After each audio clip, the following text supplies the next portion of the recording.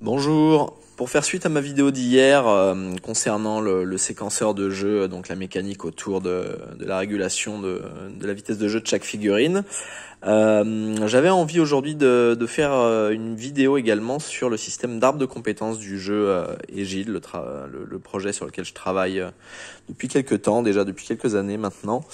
Donc ce sera une autre grosse mécanique en plus du séquenceur. C'est assez classique, c'est un arbre de compétences, c'est-à-dire c'est quand même quelque chose qu'on retrouve dans beaucoup de jeux vidéo, dans pas mal de jeux de plateau. Ah bon, après c'est pas très poussé dans les jeux de plateau parce que ça demande potentiellement du matériel, et justement moi j'ai voulu m'affranchir de cette problématique de matériel. Je me suis dit allons-y, faisons un gros arbre de compétences bien poussé pour un jeu de plateau. Donc ça se présente comme ça. Il y a deux zones. La zone principale ici, c'est la zone des joueurs, des trois héros qui sont en coopération. La zone du bas avec l'oméga, c'est la zone pour le maître des jeux. Comment ça fonctionne? C'est un arbre de compétences. Bon, on part du centre, c'est le puits des âmes. En fait, il y a 6 branches. Chaque branche, hop, part sur un premier emplacement de compétences.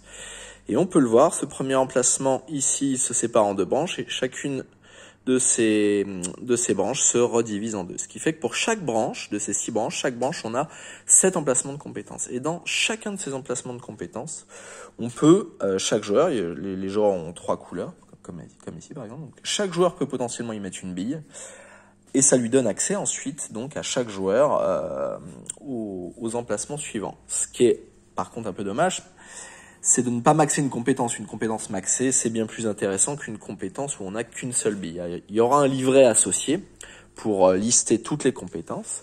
Et donc, au fur et à mesure que les joueurs vont évoluer dans le jeu, vont éliminer des créatures, ils vont gagner des points d'âme. C'est matérialiser ces points d'âme par des billes translucides.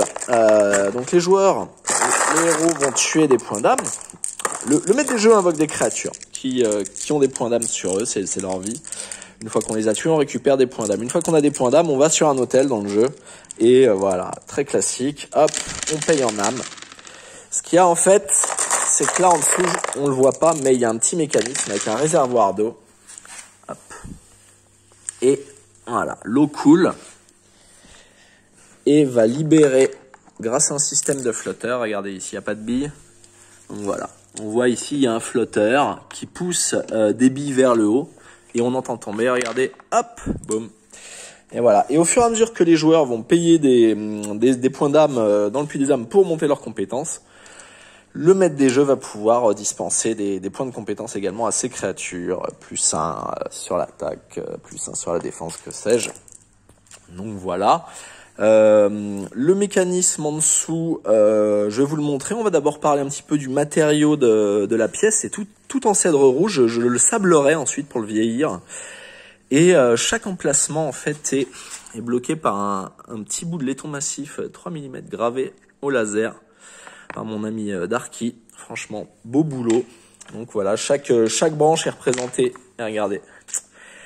Hop, et une qui tombe, cette fois-ci elle est de couleur noire, parce que des fois on peut mixer aussi dans le réservoir des billes de différentes couleurs pour que peut-être le maître des jeux gagne plus doucement des compétences. Après on peut aussi jouer évidemment sur le coup des sorts pour réguler tout ça, mais après ça sera de l'équilibrage, ça sera du gros travail. Ça va être sablé et les zones centrales vont être un petit peu brûlées. Ça devrait ressembler vite fait à une tête de mort vidéo. Voilà, je me suis tapé un petit délire. Donc voilà, ça c'est l'extérieur. Cèdre rouge, laiton poli, gravé laser. Et je vous montre l'intérieur. Hop.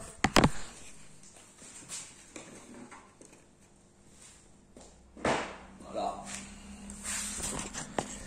L'intérieur. Voilà. Faut que ça fasse le point. Voilà. L'intérieur, c'est un bac en plexiglas. Hop, translucide, tout collé, avec un réservoir où il y a des billes. On peut alterner les couleurs des billes pour donner plus ou moins de puissance. Et donc un réservoir qui est en dessous, qui est saillant. Hop, tout est rétroéclairé avec des LED. Alors, je me suis un peu galéré là entre l'électricité, l'eau, les écoulements. C'était un bon petit délire. Et donc voilà, l'objet est beau. Je pense que dans le jeu, ça peut apporter une grosse mécanique. Moi, je voulais un truc à la Final Fantasy X avec un sphérié de compétences. Je trouve qu'on s'en approche pas mal visuellement au niveau de la mécanique. Bon, évidemment, ce sera un vrai foutoir à ranger, mais ça, c'est encore une autre affaire. Voilà, j'espère que ça vous a plu. Allez, ciao!